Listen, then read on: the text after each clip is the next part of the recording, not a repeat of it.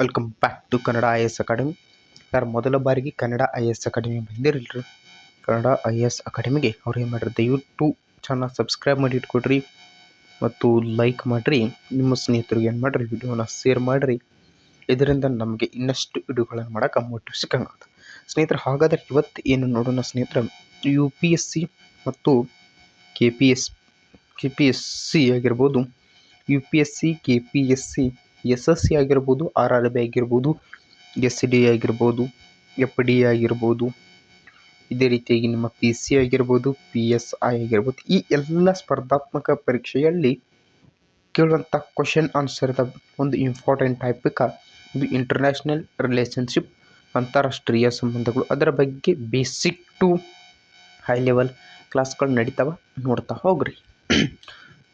ಹಾಗಾದರೆ ಸ್ನೇಹಿತರೆ, ಮೊದಲು ಇವತ್ತೇನು ನೋಡೋಣ, ಅಂತಾರಾಷ್ಟ್ರೀಯ ಸಂಬಂಧಗಳು ಅಂದರೆ ಏನ ಅಂತ ಸ್ವಲ್ಪ ಬೇಸಿಕ್ ಪ್ಲಸ್ ಹೈ ಲೆವೆಲ್ ಎರಡು ಮಿಕ್ಸ್ ಇರ್ತದೆ, ನೋಡ್ತಾ ಹೋಗೋಣ ಸ್ನೇಹಿತರೆ. ಮೊದಲನೇದಾಗಿ ಇಂಟ್ರೊಡ್ಯೂಸ್ ಅಥವಾ ಏನು ನೋಡ್ಕೊಂಡ್ರೆ ಪ್ರಸ್ತಾವ ನೋಡ್ರಿ. ಅಂದ್ರೆ ಅಂತಾರಾಷ್ಟ್ರೀಯ ಸಂಬಂಧಗಳು ಹೇಗೆ ಬೆಳವಣಿಗೆ ಹೊಂದಿದ್ದು, ಅಂತಾರಾಷ್ಟ್ರೀಯ ಸಂಬಂಧಗಳು ಅಂದರೆ ಏನ, ಅಂತಾರಾಷ್ಟ್ರೀಯ ಸಂಬಂಧಗಳ ಬಗ್ಗೆ ಇರತಕ್ಕಂಥ ವಾಕ್ಯ ಏನ, ಇನ್ನು ಸಾಮಾನ್ಯ ವಾಕ್ಯ ಬೇರೆ ಬರ್ತದೆ, ಸಾಮಾನ್ಯ ವಾಕ್ಯ ಬೇರೆ, ಮತ್ತು particularly one person told to one definition, ಅಂದ್ರೆ ಒಬ್ಬ ವ್ಯಕ್ತಿ ಒಂದು ವಾಕ್ಯ ಒಂದು ಹೇಳ್ತಾನೆ, ಅವುಗಳ ಬಗ್ಗೆ ನೋಡ್ತಾ ಹೋಗೋಣ ಸ್ನೇಹಿತರೆ. ಅಂತಾರಾಷ್ಟ್ರೀಯ ಸಂಬಂಧಗಳಂದ್ರೆ ಏನ, ಮೊದಲಕ್ಕಿಂತ ಅರಿಸ್ಟಾಟಲ್ ಅವರು ಬರ್ತಾರೆ. ಇವರು ಪೊಲಿಟಿಕಲ್ ಸೈನ್ಸ್ದ ಪಿತಾಮಹ ಏನಿರ್ತಾರೆ, ಅವರು ಏನು ಹೇಳ್ತಾರೆ, man is a social animal.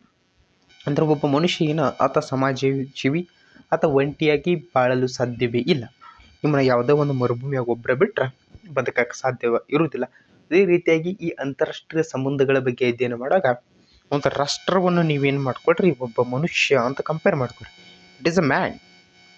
ಯಾವ ರೀತಿಯಾಗಿ ನೀವು ಒಬ್ಬರೇ ಬದುಕಲು ಆಗೋದಿಲ್ಲ, ಬಾಳಲು ಬರುವುದಿಲ್ಲ, ಅದೇ ರೀತಿಗೆ ಒಂದು ರಾಷ್ಟ್ರ ಪರ್ಟಿಕ್ಯುಲರ್ಲಿ ಅದು ಭಾರತ ಇರಲಿ, ಅಮೇರಿಕಾ ಇರಲಿ, ರಷ್ಯಾ ಇರಲಿ, ಚೀನಾ ಇರಲಿ, ಇಟಲಿ ಇರಲಿ, ಇಂಗ್ಲೆಂಡ್ ಇರಲಿ ಮತ್ತು UAE ಇರಲಿ, ಯಾವುದೇ ಒಂದು ರಾಷ್ಟ್ರ ಒಬ್ಬಂಟಿಯಾಗಿ ಇನ್ನೊಂದರ ಜೊತೆ ಮಾತನಾಡದೆ, ಅಂದರೆ ಇನ್ನೊಂದರ ಜೊತೆ ಸಂಬಂಧವನ್ನು ಅಂದ್ರೆ ಇಟ್ ಮೀನ್ ರಿಲೇಷನ್ಶಿಪ್ ಹೋದದೆ ಒಬ್ಬಂಟಿಯಾಗಿ ಇರಲು ಸಾಧ್ಯವಿಲ್ಲ.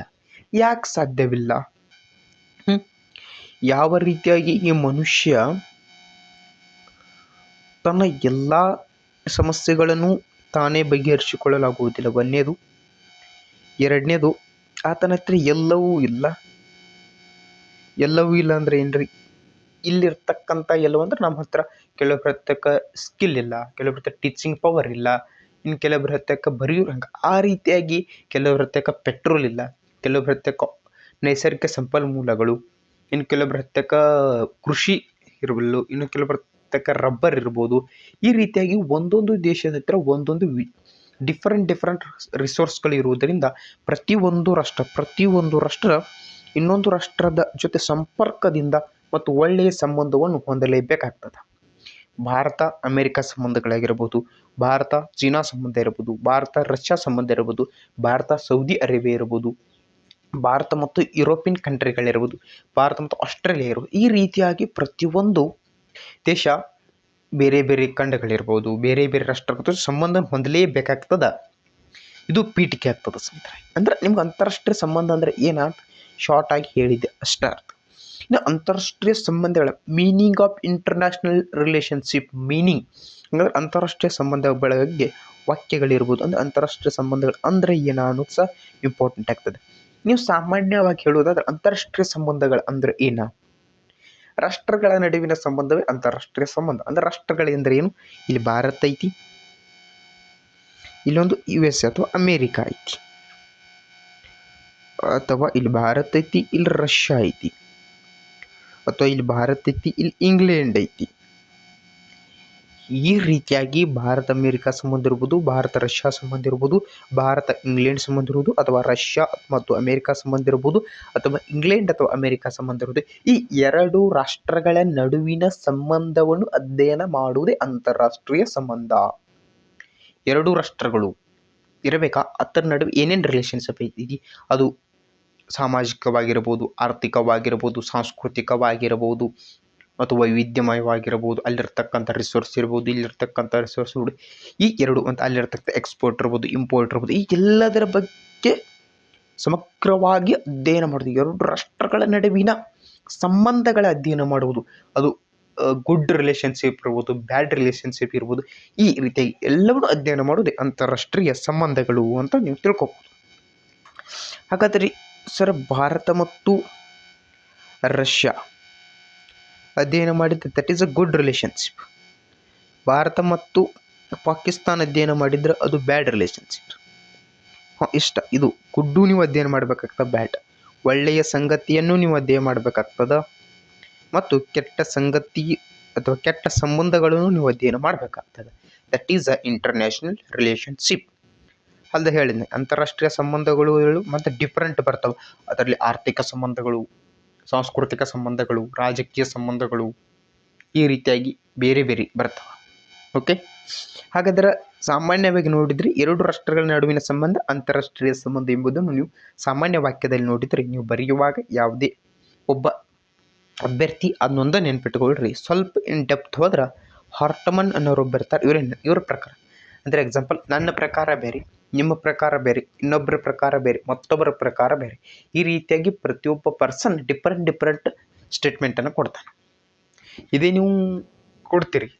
ಅಂತಾರಾಷ್ಟ್ರೀಯ ಸಂಬಂಧಗಳು ಎಂದರೆ ನಿಮ್ಮ ಫ್ರೆಂಡ್ಸ್ ಗ್ರೂಪ್ನಾಗ ಅಂತಾರಾಷ್ಟ್ರೀಯ ಸಂಬಂಧಗಳು ಅಂದರೆ ಏನಂತ ಕೇಳಿದ್ರೆ, ಒಬ್ಬ ಹೇಳ್ತಾನೆ ಭಾರತ ಅಮೇರಿಕಾ ಸಂಬಂಧಗಳ ಅಧ್ಯಯನ ಮಾಡೋದು ಅಂತಾರಾಷ್ಟ್ರೀಯ ಸಂಬಂಧ, ಇನ್ನೊಬ್ಬ ಹೇಳ್ತಾನೆ ಭಾರತ ಮತ್ತು ರಷ್ಯಾ ಜೊತೆ ಸಂಬಂಧ, ಇನ್ನೊಬ್ಬ ಎರಡು ರಾಷ್ಟ್ರಗಳ ನಡುವೆ ಸಂಬಂಧ. ಈ ರೀತಿಯಾಗಿ ಹೀಗೆ ಡಿಫ್ರೆಂಟ್ ನಿಮ್ಮ ಫ್ರೆಂಡ್ಸ್ ಗ್ರೂಪ್ನಲ್ಲಿ ಏನು ಬರ್ತದ, ಅದೇ ರೀತಿ ಹಲವಾರು ವ್ಯಕ್ತಿಗಳು ಅನ್ಕೋತ ರಾಜಕೀಯ ತಜ್ಞರು ಇರ್ಬೋದು, ಸ್ವಲ್ಪ ಸ್ಟಡಿ ಪರ್ಸನ್ಸ್ ಇವ್ರ, ಇದರಿಂದ ಸ್ಟೂಡೆಂಟ್ ಅನ್ನೋಕ್ಕಿಂತನೂ ನಾಲೆಜಬಲ್ ಪರ್ಸನ್ ಅಂದ್ರೆ ಒಳ್ಳೆಯದು.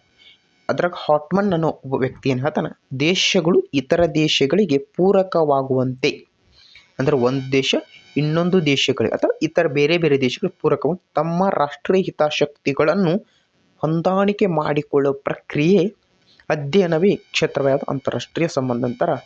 ಈ ರೀತಿಯಾಗಿ ಹ್ಯಾನ್ಸ್ ಮಾರ್ಗಂತೋ ಅವರೊಬ್ಬರು ಬರ್ತಾರೆ. ಅವ್ರೇನು ಹೇಳ್ತಾರೆ, ರಾಷ್ಟ್ರಗಳ ನಡುವಿನ ಅಧಿಕಾರದ ಗಳಿಕೆ ಮತ್ತು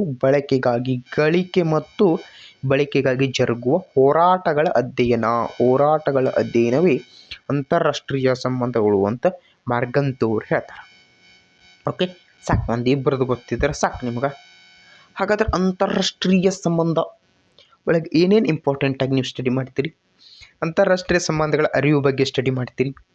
ಅಂತಾರಾಷ್ಟ್ರೀಯ ಸಂಬಂಧಗಳು ಅಂದರೆ ಏನಂತ ನೋಡ್ತೀರಿ. ಅಂತಾರಾಷ್ಟ್ರೀಯ ವ್ಯವಹಾರಗಳು, ಅಂತಾರಾಷ್ಟ್ರೀಯ ರಾಜಕೀಯ ಇರ್ಬೋದು, ಜಾಗತಿಕ ವ್ಯವಹಾರಗಳಿರ್ಬೋದು, ಈ ರೀತಿಯಾಗಿ ಹಲವಾರು ಅಂತಾರಾಷ್ಟ್ರೀಯ ಸಂಬಂಧಗಳು ಬಳಕೆಗೆ ಬರ್ತಾವೆ.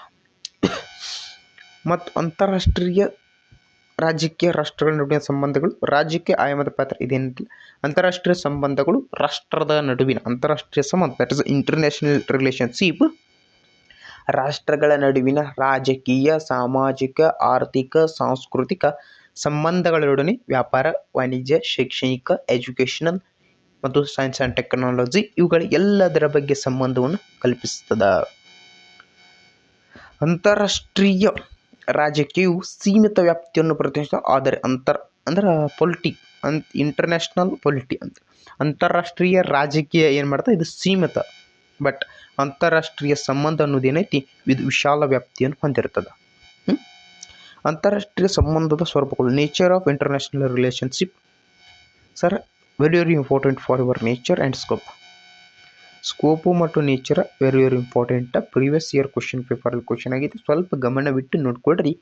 ಈ PDF ನಿಮಗೆ ಸಿಗ್ತದೆ. ಇದು ನಮ್ಮ ಟೆಲಿಗ್ರಾಮ್ ಐತೆ, ಅಲ್ಲಿ ತಗೋರಿ, ಇಲ್ಲ ವಾಟ್ಸಪ್ ಗ್ರೂಪ್ ಐತ್ಲ ಅಲ್ಲಿ ತಗೋರಿ, ಎರಡರಾಗ ಒಂದು ಸಿಗ್ತದೆ ಅವೈಲೇಬಲ್ PDF. ಯಾರು ವರಿ ಮಾಡ್ಕೊಳಕ್ಕೆ ಹೋಗ್ಬಿಟ್ರಿ. ಇವತ್ತಿನ ಕ್ಲಾಸ್ದ PDF ಡೌನ್ಲೋಡ್ ಮಾಡ್ಕೊಳ್ರಿ. 1-2 ಸಾರಿ ಕಣ್ಣುಗಳನ್ನು ಆಡಿಸಿಬಿಟ್ರೆ ಸಾಕು, ಫಿಕ್ಸ್ ಮೈಂಡಲ್ಲಿ ಇದು ಬಿಡ್ತದೆ. ಓಕೆ, ಹಾಗಾದ್ರೆ ನೋಡ್ರಿ, ಆರಂಭದಲ್ಲಿ ರಾಷ್ಟ್ರಗಳ ನಡುವಿನ ಸಂಬಂಧ ತೀರಾ ಸೀಮಿತವಾಗಿತ್ತು. ಮಾನವರ ಚಟುವಟಿಕೆಗಳು ಬದಲಾಗ್ತಾ ಬೆಳವಣಿಗೆ ಹೊಂದುತ್ತಾ ಬಂತು. ಮಾನವ ಮೊದಲು ಏನು ಮಾಡ್ತಿದ್ದ, ಸಿಂಪಲ್ ಆಗಿರತಕ್ಕಂಥ, ಈಗ ಡೆವಲಪ್ ಆಗಕತ್ತ, ಬೇರೆ ಬೇರೆ ದೇಶ ಜೊತೆ ಸಂಬಂಧ ಇರುತ್ತೆ. ಆ ಬೇರೆ ದೇಶದ ಇರ್ತಕ್ಕಂಥ ಗೂಡ್ಸನ್ನು ಇಂಪೋರ್ಟ್ ಮಾಡ್ಕೊಳ್ತಾ, ಇಲ್ಲಿದ್ದು ಎಕ್ಸ್ಪೋರ್ಟ್ ಮಾಡಕತ್ತ. ಇದರಿಂದ ಮಾನವ ಸ್ಟೈಲ್ ಚೇಂಜ್ ಆದಂತೆ ರಿಲೇಷನ್ಶಿಪ್ ಸಹ ಡಿಫ್ರೆಂಟ್ ಹೋಯಿತು ಮತ್ತು ಸ್ವಲ್ಪ ದೇಶಗಳು ಸಹ ಕೆಟ್ಟು ಹೋಯಿತು. ಇನ್ನು ಕೆಲವು ದೇಶಗಳ ಜೊತೆ ಬೆಸ್ಟು ಆಯಿತು. ಎರಡೂ ಸಹ ಸಂಬಂಧಗಳು ನಮ್ಮ ಭಾರತ ಜೊತೆ ಇರೋದನ್ನು ನೋಡ್ತೀವಿ. ರಾಷ್ಟ್ರ ರಾಜ್ಯಗಳು ಉದಯಿತು, ತಾಂತ್ರಿಕ ಬೆಳವಣಿಗೆ ಹೊಂದಿತು, ಅಣ್ವಸ್ತ್ರಗಳ ಸಂಶೋಧನೆಯಾದವು, ಬಹುಧ್ರುವೀಕರಣ ಬಂತು. ಮೊದಲು ಏಕಧ್ರುವೀಕರಣ ಇತ್ತು, ಅಮೇರಿಕ ಇತ್ತು. ತದನಂತರ ದ್ವಿಧ್ರುವೀಕರಣ ಬಂತು, ಯಾವುದು ಅಮೇರಿಕಾ ಪ್ಲಸ್ ರಷ್ಯಾ ಬಂತು. ಅನಂತರ ಬಹುಧ್ರುವೀಕರಣ ಬಂತು, ಫ್ರಾನ್ಸ್ ಇರ್ಬೋದು, ಇಂಗ್ಲೆಂಡ್ ಇರ್ಬೋದು, ಅಮೇರಿಕಾ ಇರ್ಬೋದು, ರಷ್ಯಾ ಇರ್ಬೋದು. ಈ ರೀತಿಯಾಗಿ ಯಾವ ರೀತಿಯಾಗಿ ಅಲ್ಲಿರ್ತಕ್ಕಂಥ ಟೆಕ್ನಾಲಜಿ ಮತ್ತು ಮಾನವನ ಬುದ್ಧಿಶಕ್ತಿ ಹೆಚ್ಚಾಯಿತು, ಅಲ್ಲಿರ್ತಕ್ಕಂಥ ಸಂಪನ್ಮೂಲಗಳು ಹೆಚ್ಚಾಗಕತ್ತು, ಮತ್ತು ಬೇರೆ ದೇಶದಾಗಿರ್ತಕ್ಕಂಥ ಸಂಪನ್ಮೂಲ ಇಂಪೋರ್ಟ್ ಮಾಡ್ಕೊಂಡು ಇವರು ರೆಡಿ ಗೂಡ್ಸ್ ಮಾಡಕತ್ರು. ಹಾಗಾದ್ರೆ ನೋಡ್ಕೊಡ್ರಿ, ನೀವು ಏನು ನೋಡಕತ್ತೀರಿ ಅಂದ್ರೆ ಅಂತಾರಾಷ್ಟ್ರೀಯ ಸಂಬಂಧಗಳ ಸ್ವರೂಪ ಇಂಪಾರ್ಟೆಂಟ್ ಪಾಯಿಂಟ್ ಅದಾವ, ನೋಡಿಟ್ಕೊಡ್ರಿ. ಚಲನಶೀಲ ಜಾಗತಿಕ ರಾಜಕೀಯ ಅಧ್ಯಯನ, ದಟ್ ಇಸ್ ಪರಿವರ್ತನೆ ಹೊಂದುತ್ತಿರುತ್ತದೆ. ಪರಿವರ್ತನೆ, ಅಪ್ಡೇಟೆಡ್ ವರ್ಜಿನ್. ಚಲನಶೀಲ, ಇದು ನಿಂತ ನೀರಲ್ಲ, ಹರಿಯುತ್ತಿರುವ ನೀರೈತಿ. ಬಹುಶಾಸ್ತ್ರೀಯ ಅಧ್ಯಯನಕ್ಕೆ ಆಸ್ಪದ ಕೊಡ್ತದ. ಬೇರೆ ಬೇರೆ ಯುನೆಸ್ಕೋ ಎಂಟರ್ ಆಗ್ತದ. ಬೇರೆ ಬೇರೆ ದೇಶ ನೀವು ಅಧ್ಯಯನ ಮಾಡಬಹುದು. ರಾಷ್ಟ್ರಗಳ ಹಿತಾಸಕ್ತಿ ಮತ್ತು ಶಕ್ತಿಗೆ ಮಹತ್ವ ಕೊಡ್ತದ. ಜಾಗತಿಕ ಸವಾಲುಗಳಿಗೆ ಆದ್ಯತೆ ಕೊಡ್ತದ. ವಿಶ್ಲೇಷಣಾತ್ಮಕ ಮತ್ತು ಪ್ರಾಯೋಗಿಕ ವಿವಾದಗಳಿಗೆ ಒಲವು ಕೊಡ್ತದ. ವ್ಯಾಪ್ತಿಯನ್ನು ಹೇಳಿನ scope is very very important. Scope ಅಂದ್ರೆ ಗಡಿ, ಸೀಮೆ, ಎಲೆ ಎಂದಾಗ್ತದ. ಒಂದು ವಿಷಯದ ಅಧ್ಯಯನ ಒಳಗೊಂಡ್ರ ವಿಷಯ ವಸ್ತುವನ್ನು ಹೊಸ ಬಿಟ್ಬಿಟ್ರೆ ಡೆಫಿನೇಷನ್ ಅದು ನೋಡ್ಕೋಬೇಡ್ರಿ. ಸ್ವಲ್ಪ ರಾಷ್ಟ್ರ ರಾಜ್ಯಗಳ ವ್ಯವಸ್ಥೆ, ಭೌಗೋಳಿಕತೆ ಇರ್ಬೋದು, ಜನಸಂಖ್ಯೆ, ಸಂಪನ್ಮೂಲ, ನಾಯಕತ್ವ ಹೊಂದಿದ್ದು ತಮ್ಮ ಅನುಕೂಲಕ್ಕೆ ಅವುಗಳ ನೆರವಿನಿಂದ ಇತರೆ ರಾಷ್ಟ್ರಗಳು ರಾಜ್ಯಗಳ ಸಂಬಂಧಗಳು ಬೆಳೆಯಕತ್ತು. ದ್ವಿಪಕ್ಷೀಯ ಇರ್ಬೋದು, ಏಕಪಕ್ಷೀಯ ಇರ್ಬೋದು, ಅಂದ್ರೆ ರಾಷ್ಟ್ರ ರಾಜ್ಯಗಳ ವ್ಯವಸ್ಥೆ ಇರ್ಬೋದು. ರಾಷ್ಟ್ರೀಯ ಹಿತಾಸಕ್ತಿಗಳು ಅಂದರೆ ಸೈನಿಕ, ಆರ್ಥಿಕ, ಸಾಂಸ್ಕೃತಿಕ, ರಾಷ್ಟ್ರೀಯ ಶಕ್ತಿ ಇರ್ಬೋದು, ವಿದೇಶಾಂಗ ನೀತಿ ಇರ್ಬೋದು, ಆರ್ಥಿಕ ಸಾಧನಗಳಿರ್ಬೋದು, ಜಾಗತಿಕ ಮತ್ತು ಪ್ರಾದೇಶಿಕ ಸಂಸ್ಥೆಗಳಿರ್ಬೋದು, ಸಿದ್ಧಾಂತಗಳಿರ್ಬೋದು. ಈ ರೀತಿಯಾಗಿ ಜಾಗತಿಕ ಸವಾಲುಗಳಿರ್ಬೋದು, ವಿವಿಧ ಪರಿಕಲ್ಪನೆಗಳು, ಇವು ಎಲ್ಲವನ್ನು ನೀವು ಸ್ವಲ್ಪ 4 ಲೈನ್ ನೆನ್ಪಿಟ್ಕೊಳ್ರಿ, ಹೆಲ್ಪ್ ಆಗ್ತದೆ. ನಾಳೆ ಸ್ವಲ್ಪ ಇದನ್ನು ರೀಡ್ ಮಾಡಿಕೊಡ್ರಿ ಈ PDF-ನ. ಇದು ಸ್ಕೋಪ್ ಆಗ್ತದೆ. ಇಷ್ಟು ಇವತ್ತಿಂದ ಶಾರ್ಟ್, ಒಂದು 13 ನಿಮಿಷ ವಿಡಿಯೋ ಆಗ್ತದೆ. ಇದು 13 ಮಿನಿಟ್ಸ್. ನಿಮಗೆ ಬೇಕಂದ್ರೆ ಹೇಳ್ರಿ, ಈ ಸೆಷನ್ ಕಂಟಿನ್ಯೂ ಆಗ್ತದೆ. ಬ್ಯಾಡ್ ಅಂದರೆ ಇಲ್ಲ, ಏನು ಮಾಡು, ಸ್ಕಿಪ್ ಮಾಡಿ ಹೋಗಿಬಿಡ್ನಿ. ಇಂಟರ್ನ್ಯಾಷನಲ್ ರಿಲೇಷನ್ಶಿಪ್ ನಾನು ನೋಡಿದ ಪ್ರಕಾರ ಯಾರು ಹೆಚ್ಚಿನ ವಿಡಿಯೋ ಮಾಡಿಕೊಟ್ಟಿಲ್ಲ. ಬೇಸಿಕ್ ಟು ಹೈ ಲೆವೆಲ್ ಹೇಳ್ಬೇಕಂತ ರೆಡಿ ಮಾಡೀವ್ರಿ. ಟೈಮ್ ಸಿಕ್ಕಾಗ ಮಾತ್ರ ಕ್ಲಾಸ್ ಕೊಡ್ತೀವಿ. ಟೈಮ್ ಸಿಕ್ಕಾಗಲ್ಲ ನೀವು ನೋಡ್ತಾ ಹೋಗ್ರಿ ಸ್ನೇಹಿತರೆ ಅಂತ ಹೇಳ್ತಾ ಕ್ಲಾಸ್ ಮುಗಿತೀನಿ. ಇಷ್ಟ ಆಗಿದ್ರೆ ನಿಮ್ಮ ಫ್ರೆಂಡ್ಸ್ಗೂ ಏನು ಮಾಡಿರಿ, ದಯವಿಟ್ಟು ವಿಡಿಯೋನ ಶೇರ್ ಮಾಡಿರಿ, ಲೈಕ್ ಮಾಡಿರಿ. ನಿಮಗೇನ್ರಿ ಇದ್ರೆ ಕಮೆಂಟ್ ಹಾಕ್ರಿ. ಒಂದು ಲೈಕ್, ಒಂದು ಶೇರ, ಒಂದು ಕಮೆಂಟ್ ನಿಮ್ಮಿಂದ ಬರಬೇಕ್ರಿ ಅಂತ ನಮ್ಮ ಚಾನಲ್ನ ಸಬ್ಸ್ಕ್ರೈಬ್ ಮಾಡಿರಿ. ಮತ್ತು ನೆಕ್ಸ್ಟ್ ಡೀಟೇಲ್ ಭೇಟಿಯಾಗೋಣ ಸ್ನೇಹಿತರೆ. ಎಲ್ಲರೂ ಬೈ ಬಾಯ್.